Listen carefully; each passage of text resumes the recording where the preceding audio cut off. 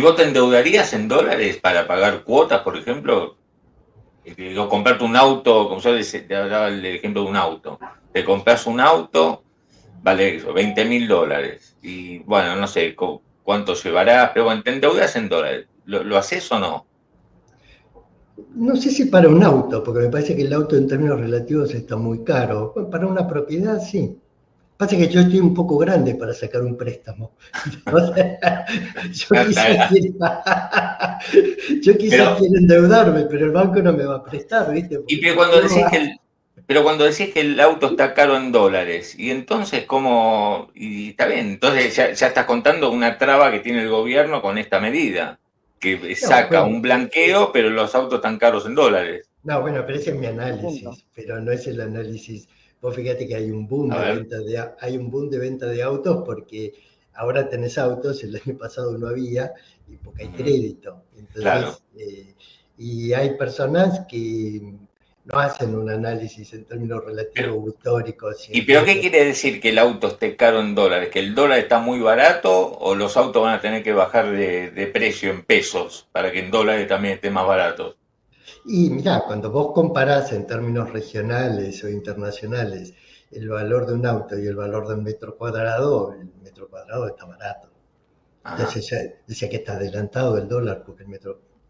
Hay un tema de que ya sea por los impuestos, por la falta de oferta, los autos en términos internacionales están caros. E claro. insisto, y el Y, metro pe- cuadrado está y barato. pe- pero vos ahí, ¿dónde pones el ojo, digamos? Porque no hubo cambio, justamente los autos no están caros en dólares porque le metieron más impuestos. Los impuestos siguen siendo los mismos que antes.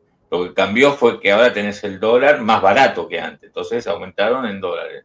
¿Vos dónde pones el ojo para que se pongan en línea con el resto de la región, en que el dólar está demasiado barato o qué?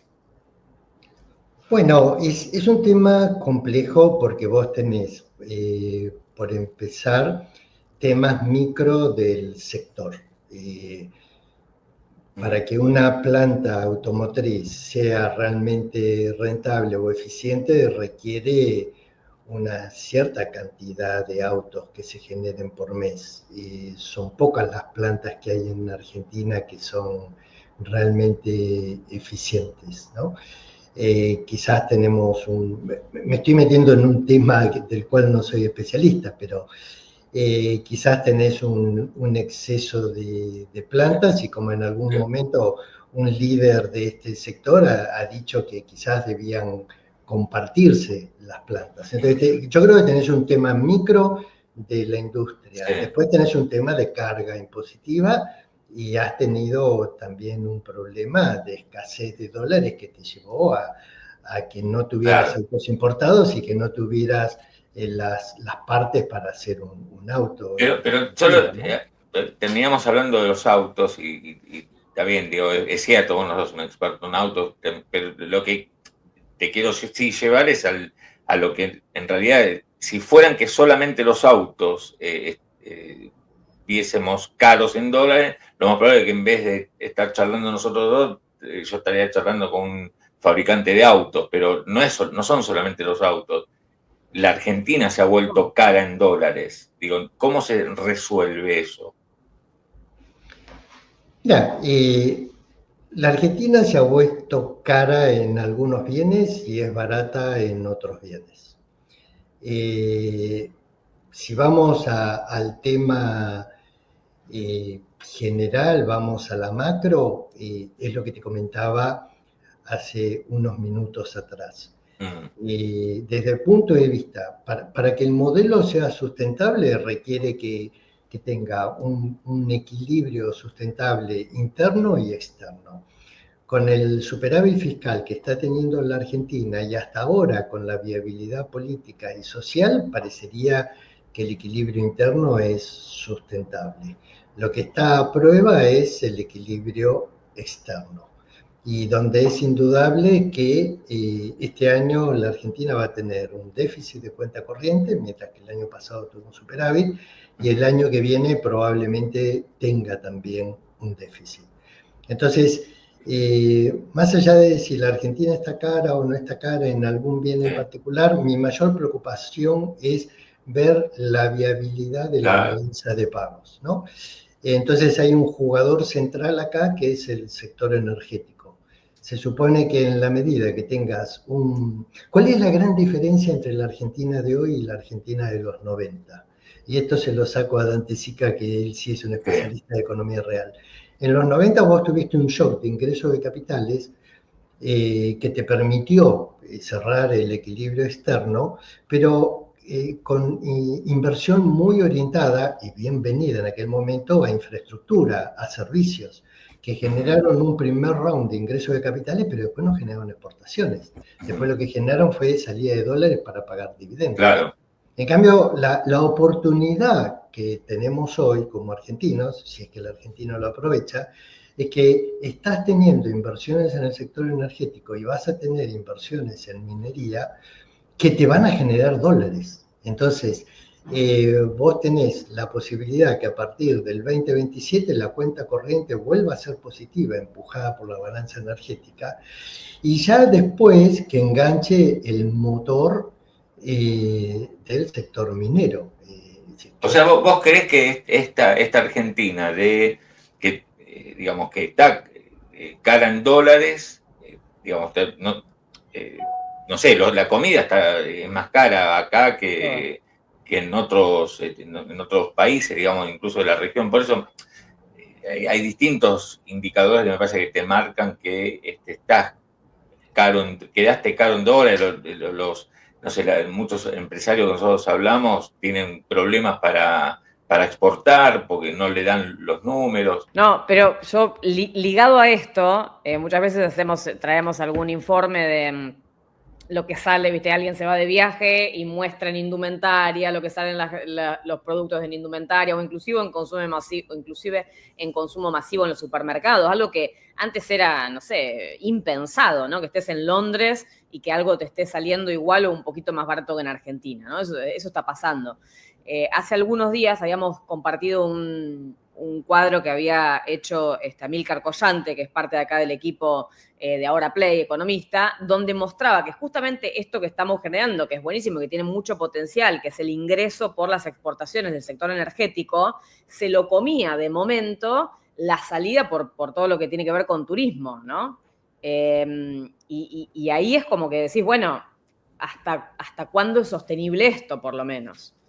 No sé bueno, eso es justamente ese es el ejercicio que por lo menos yo trato de hacer con mi equipo, que es, hasta ahora hemos venido trabajando muy en la coyuntura. De hecho, nosotros es como que miramos una semana vista, un mes vista, y tenemos que empezar a trabajar como en los 90, donde hubo un periodo en la Argentina donde podíamos empezar a proyectar, y sobre todo sobre la base del cerrar el acuerdo con el fondo y todas esas proyecciones que hace el equipo del Fondo Monetario, que a uno le sirve como hoja de ruta para empezar a animarse a armar proyecciones a 4 o 5 años vista. Entonces, cuando empezás a trabajar en ese horizonte, obviamente, es decir, te saco del tema de si una prenda es cara o barata en dólares. Voy más a la macro y Paula, Claudio, te digo, sí, este año vamos a tener un déficit de cuenta corriente, eso genera una preocupación, y el año que viene también. Entonces acá el tema es qué es lo que da vuelta la ecuación, qué es lo que le da sostenibilidad a este programa. Y hoy el jugador clave es energía y particularmente gas, porque petróleo más o menos, ¿no? Entonces, cada vez que uno escucha que tenés una barcaza nueva que llega o que tenés una expansión de un gasoducto, esa es una noticia claro, que le da durabilidad. Yo estuve hace pocos días conversando con uno de los directores de Proyecto Vicuña, que es el proyecto de cobre en San Juan. Va a ser una revolución todo lo que es la minería del cobre en la Argentina. Piensen ustedes, lo que siempre hemos hablado, ¿cómo puede ser cuando Dios o la naturaleza hizo la cordillera, todo el cobre quedó del lado chileno y es el principal Claro, sí, del mundo. No, Argentina tiene una potencialidad tremenda en ese. Y es más, a estos proyectos le cuesta encontrar personal para contratar. Y de pronto tenés para varios proyectos de la Argentina problemas, porque estamos en una Argentina inédita en el siguiente sentido. A ver. Cuando vos estás en Estados Unidos, es muy común que la gente migre del este al oeste o al centro del país. Las migraciones por búsqueda de nuevos trabajos es algo normal.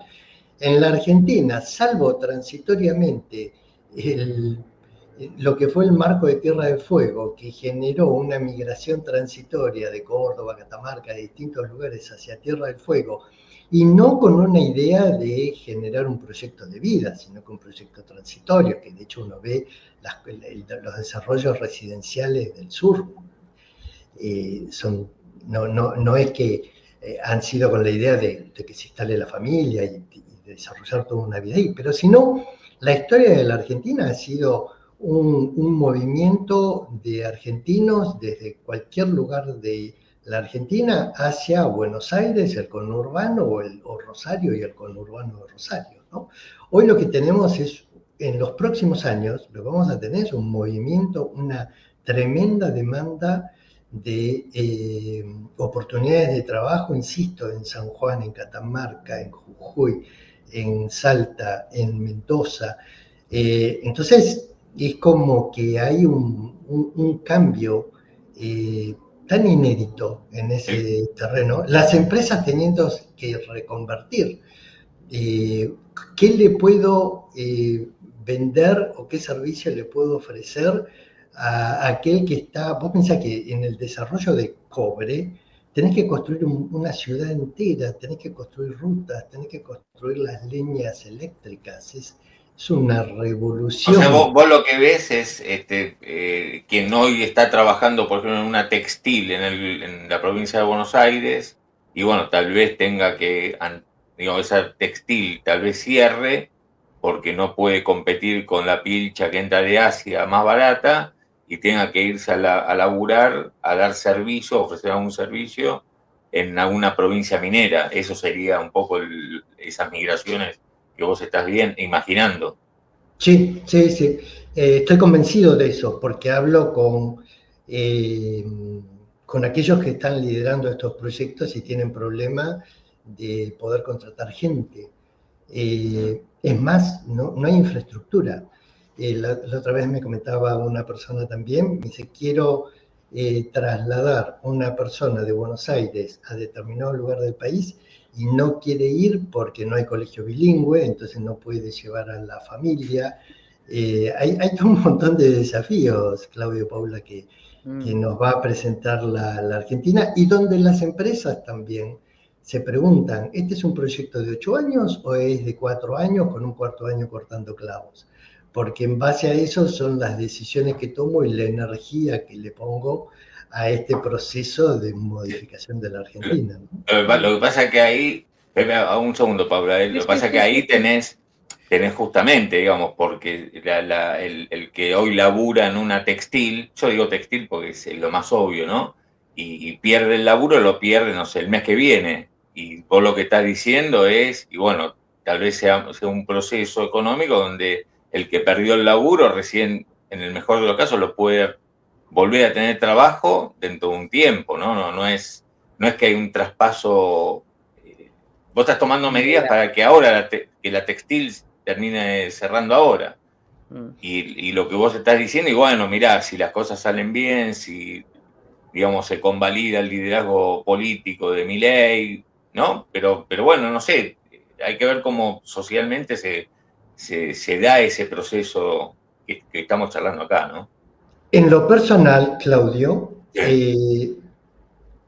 yo entiendo, aunque también me preocupa, la prioridad del gobierno en, insisto, en volver a anclar las expectativas de inflación y dejar en un segundo nivel de prioridad la acumulación de reservas, Lo que me preocupa a mí es de pronto el trabajo de desregulación de la economía, donde entiendo que como tenés sectores que les va mal y probablemente les vaya peor, tenés que tratar de manejar, y esto es muy difícil, el proceso de transición de la Argentina. Claro. No, por eso yo te planteaba eso. Porque... Mira, te doy un caso muy concreto. Nosotros en el rubro, digo la Argentina, en el rubro cueros, tiene la capacidad o tenía la capacidad de exportar las butacas de los Audi y de los Mercedes-Benz. Buena parte de esas butacas está hecho con cuero argentino. Hay un cuero que se llama, una variedad de cuero, ¿cómo se termina? El alcántara, que se hace en Argentina y es con el cual se hacen los autos de alta gama en Europa. Se tomó una medida de permitir la exportación de ganado en pie. Sí. Felices los que exportan ganado en pie, pero le cambiaste completamente la ecuación a aquellas patentes que exportaban el cuero alcántara. O el cuero... Sí, acá nosotros hablamos justamente con... Entonces, ¿qué es preferible? ¿Vender ganado en pie o vender cuero? ¿No? Esas son las medidas que se toman que me hacen un poco de ruido, que yo no soy especialista y es un gran desafío para el que está a cargo de ese tema. Es decir, dado que el proceso de transición parece inexorable en una economía con un peso fuerte, me parece que tenés que hacer lo menos doloroso posible ese proceso de transición. Sí.